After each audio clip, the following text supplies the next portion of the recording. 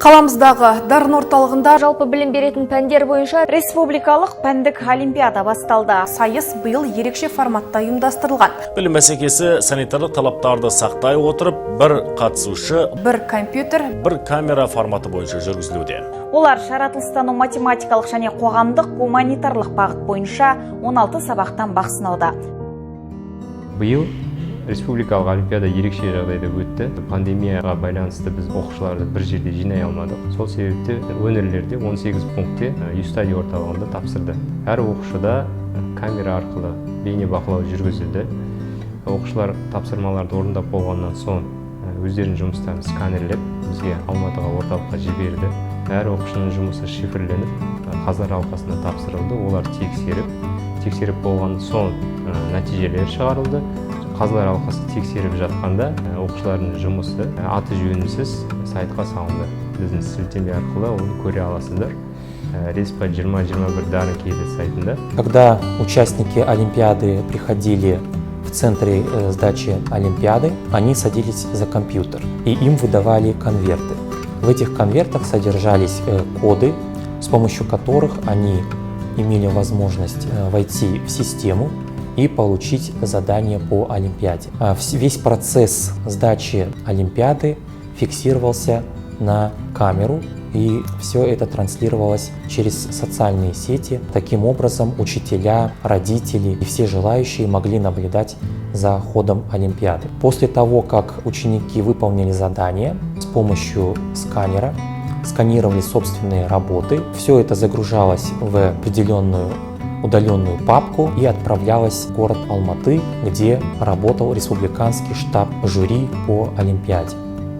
Все работы, прежде чем отправляться на проверку жюри, шифровались. Им присваивался индивидуальный шифр для того, чтобы жюри не знали, кто, какой ученик, из какого региона, из какой школы. В этом году, когда Центр Дарын выводил рейтинги количественные, качественные, по заданиям, по медалям, по естественно-математическому и общественно-гуманитарному направлению, прежде всего преследовалась цель для того, чтобы олимпийские команды могли усовершенствовать свой опыт подготовки к Олимпиадам, а также знали свои слабые и сильные стороны. Для меня было большой честью представлять свою школу и свой город на Республиканской Олимпиаде по химии. Я занял 3-е место. Задания были, мне показались довольно сложными, и конкуренция тоже была очень жесткая. Тем не менее, я постарался проявить себя как можно лучше. Стадия ғимаратына кіргеннен кейін біз металлодетектордан өттік, және де өзімізде бар барлық сөмкелерімізді, телефондарымызды және басқа барлық заттарымызды арнайы шкафчиктердің ішінде қалдырдық. Және де содан кейін қайтадан металлодетектордан өтіп, компьютерға отырдық. Ешкімнің өзімен бірге артық зат әкелуге мүмкіндігі болған жоқ. Получается, все ученики получили конверты ровно в 10:00. Не было возможности списать, все было продумано. Получается, все ученики, все участники открыли конверты ровно в 10:00. И получается, не было возможности кому-либо передать или что-либо сделать с ними. И для меня это честь участвовать в такой олимпиаде, представлять честь своего города, своей области. Даже если я не заняла призового места, но эта олимпиада мне много чего дала.